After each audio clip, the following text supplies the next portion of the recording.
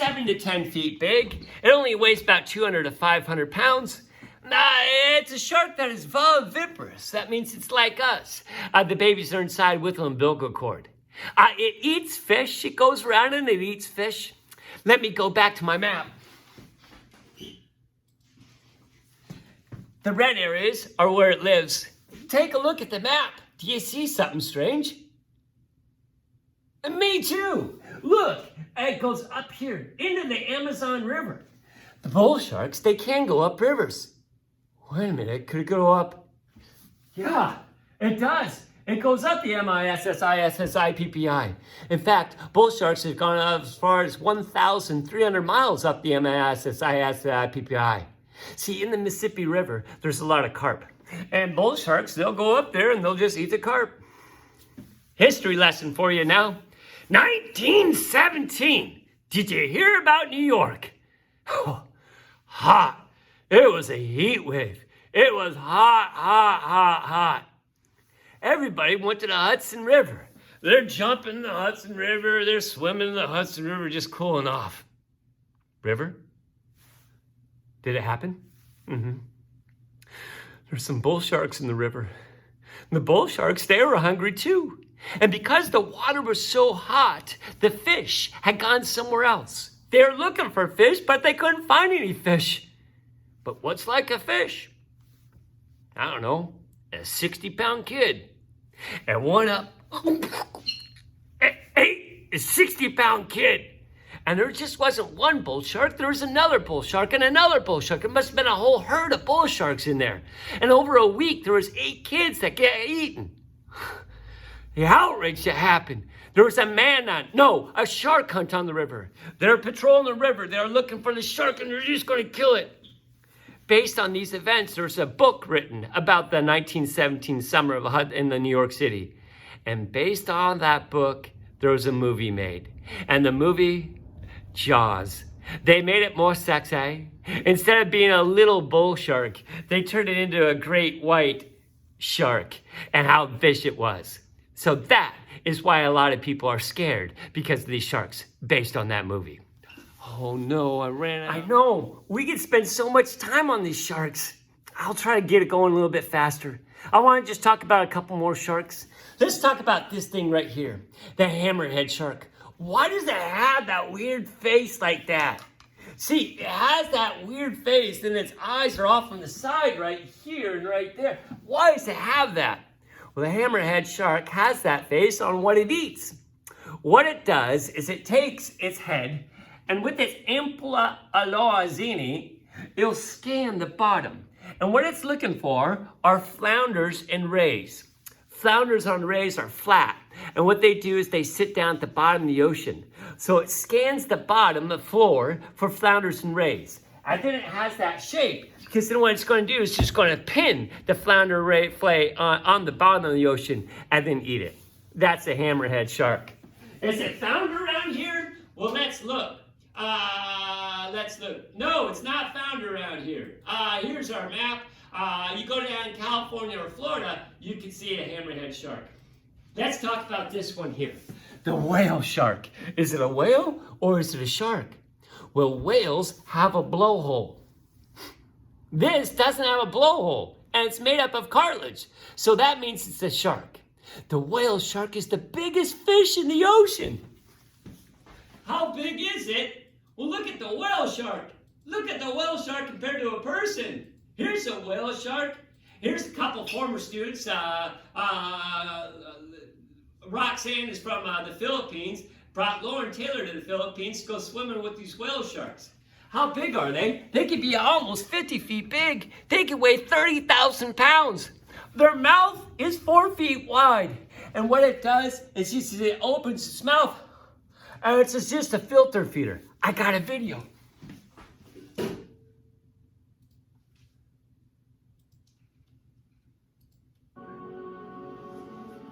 The biggest of all fish, 30 tons in weight, 12 meters long, a whale shark. Its huge bulk is sustained by near microscopic creatures of the sea, plankton. Whale sharks cruise on regular, habitual routes between the best feeding grounds. In February, that takes them to the surface waters far from the coast of Venezuela. Others are already here. Bait fish have come for the same reason, to feed on the plankton. The whale shark has timed its arrival exactly right. Oddly, the tiny fish swarm around it. We could keep talking about sharks for another 3 weeks. I guess I have to speed it up a little bit. Let's talk about this. Let's just go down here. Let's go down and talk about Washington sharks.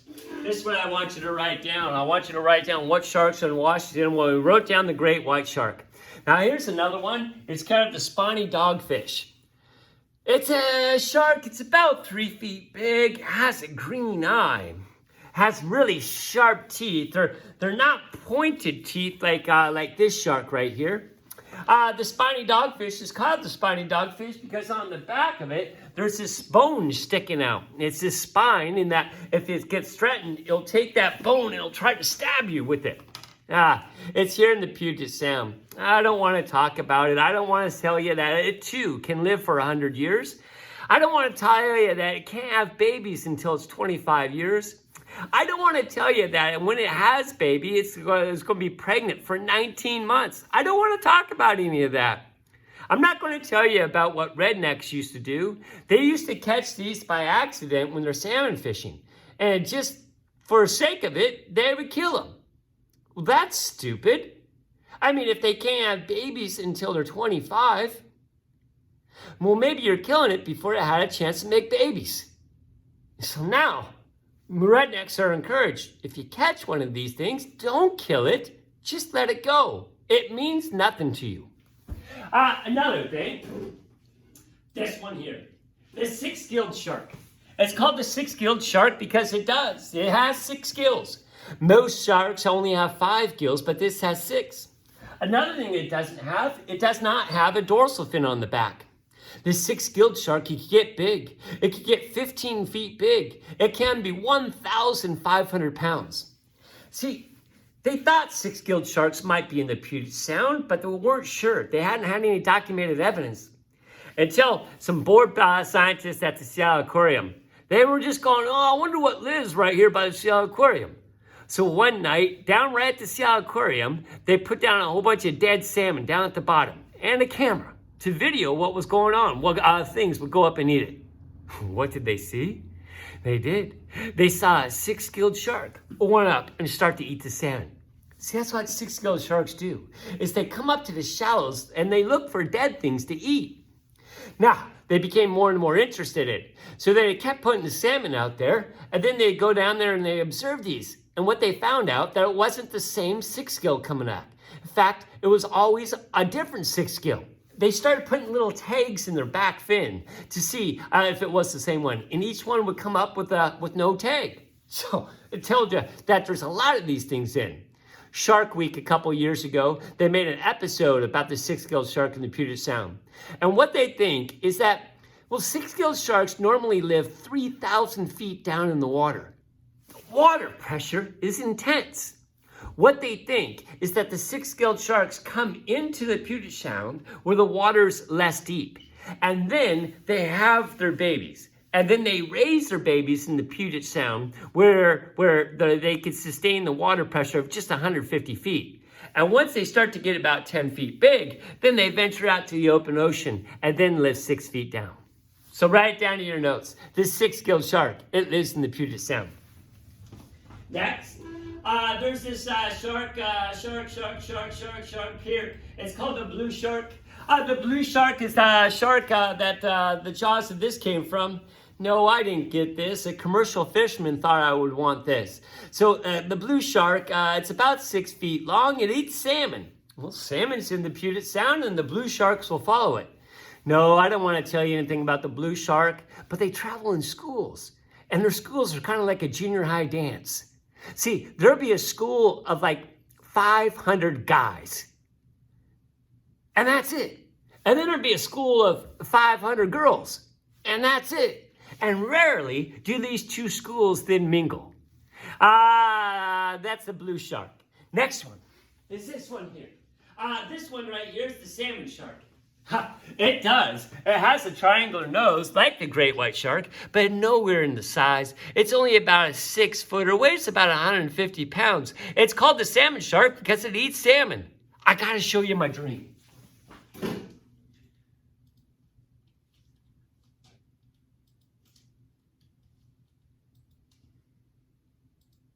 Hey, my turn now, Miss Sarah. This is my dream. Her fish. I want to get a place where I have my summer home.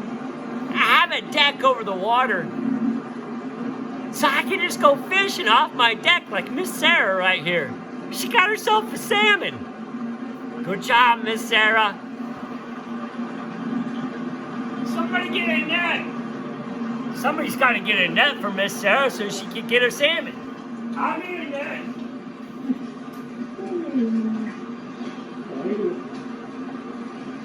Oh, you got no line. Get it in the line. I missed it. That wheel line. Oh, holy shit! Wow! That wheel line. Oh, holy shit! That wheel line. I think he said holy shit, but what happened is a salmon shark came right up there and ate it. Whoa. That's it, guys. I hope you enjoyed Shark Week here and maybe know just a little bit more than you did before. Up on Google Classroom, I got a review sheet for you. Again, we got a test coming up, so start preparing for that. On Google Classroom, there's going to be an objective sheet for you.